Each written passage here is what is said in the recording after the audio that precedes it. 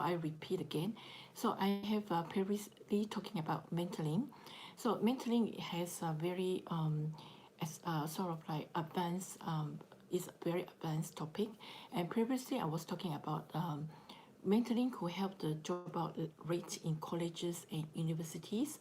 So it was about the mentoring the high school students, and mentoring is such a useful ingredient for all diversion the diversity of life, your life, and also the organization and school. So mentoring is such a popular topic. It sounds very easy, mentoring, the word mentoring, but actually when you actually go and dig deep into the word mentoring, it is actually a lot to learn and a lot to research, and it's so many meaning in it. So I'm going to share with you this book, or if you can see it, this book. Can you see it? Yeah, I'll read it. The title is called Mentoring. It's a New Strategies and Challenges, and the book is was written and composed by Michael Galbraith, and it is from the series of New Direction for Adult and Continuing Education. So all my topic actually I'm sharing with all the videos that I'm talking about is from the New Direction for Adult and Continuing Education. So in this book, there are many authors in it, such as this one is about mentoring in the learning society, which is written by Galbraith himself, and he talked about the mentoring model of learning, and it say mentoring is one-to-one interactive process of guided developmental learning based on the premise that the participant will have reasonable frequent contact and sufficient interactive time together. Okay, so mentors contribute their knowledge, proficiency, and experience to assist the mentees who are working toward the achievement of their own objectives.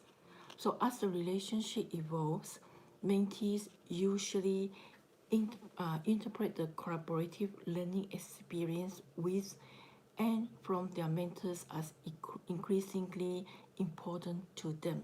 So this book has many topics about mentoring. It ranges from the principle of adult mentoring scale, which means that before before a person become a mentor, he need to be assessed, and it's according to mentoring scale. So I'll talk about it later. So this book also cover the organizational sponsored mentoring, and also covered the mentoring program practices and the effectiveness of the mentoring, and also talk about the benefits of mentoring, and also mentoring to diversity, and also talk about strategies and resources for enhancing mentoring relationships, and also talk about issues and challenges that conforming mentoring.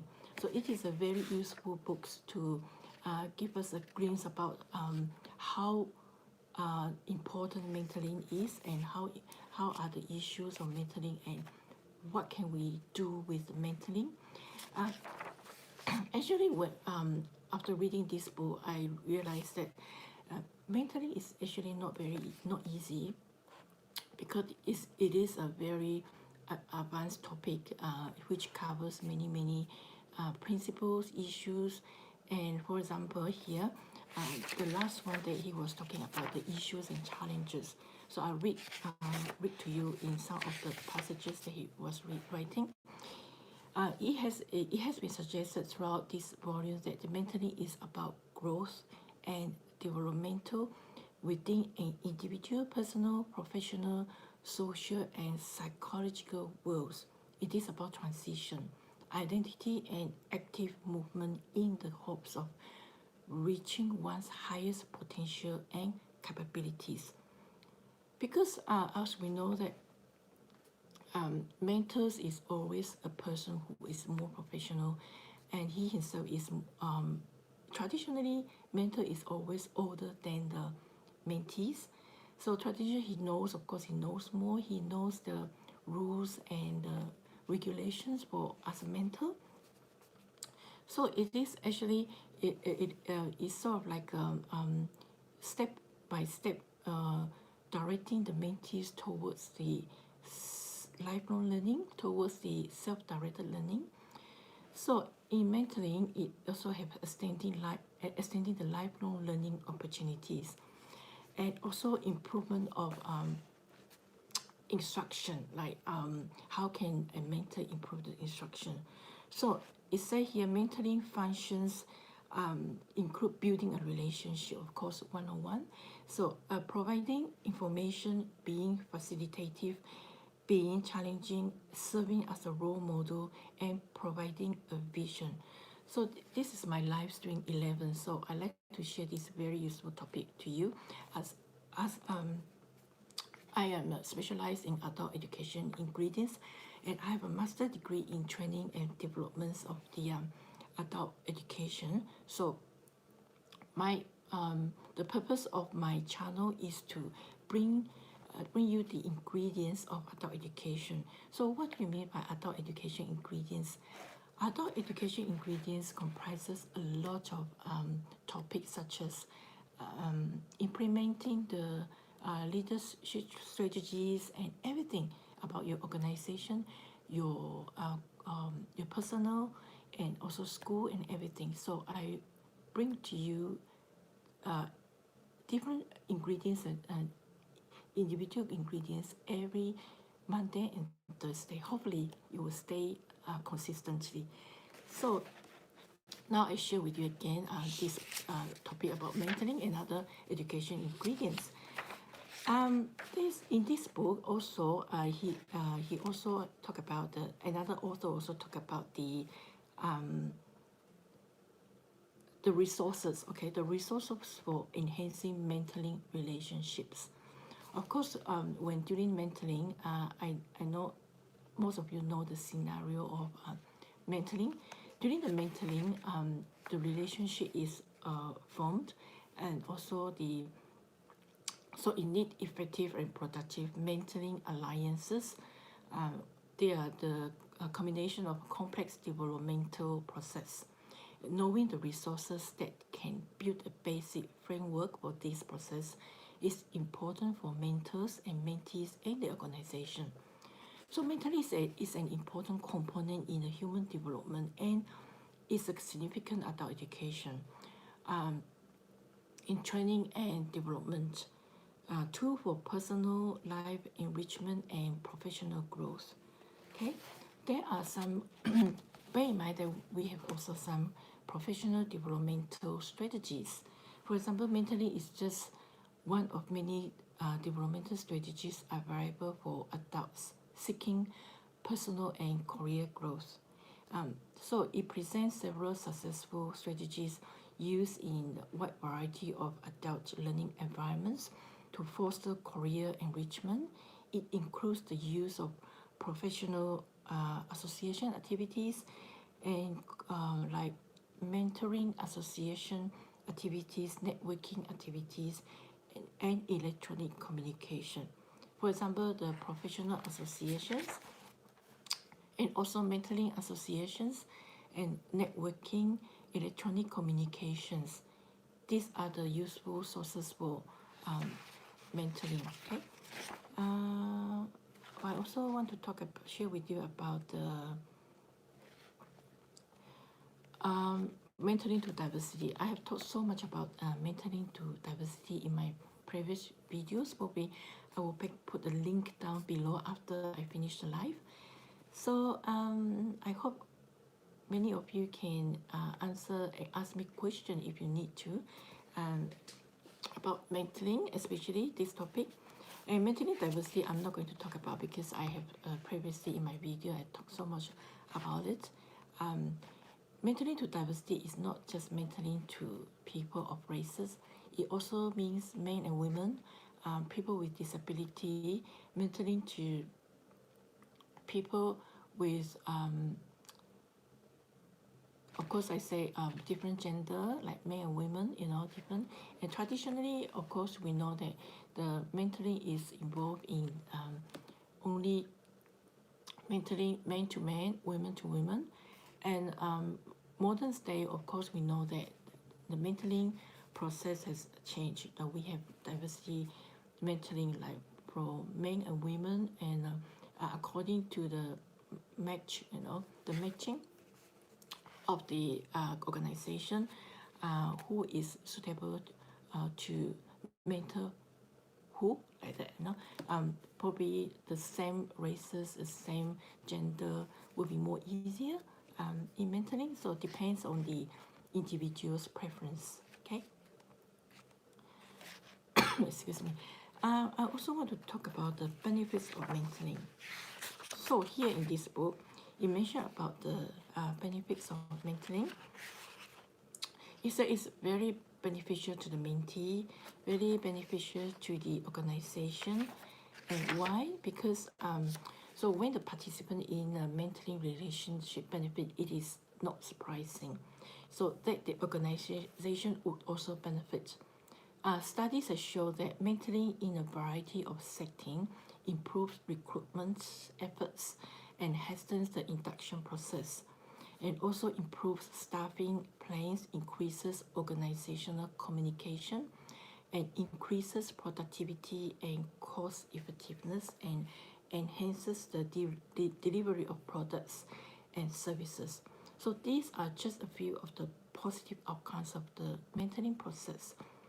Recruitment positions that are unpopular or unattractive can be a problem for many organizations. So competing for employees with specialized skills can also be difficult. So when mentor programs are offered as a benefit or incentive, the job opening becomes more attractive. So when organizations offer mentorship programs to students, they gain an opportunity to pre-screen the potential new hires. So recruiting new employees and increasing productivity is usually a costly process. So this may be why mentoring programs are gaining in popularity. In the beginning, teachers, for example, are integrated into the school at a faster rate than their non-mentored counterparts.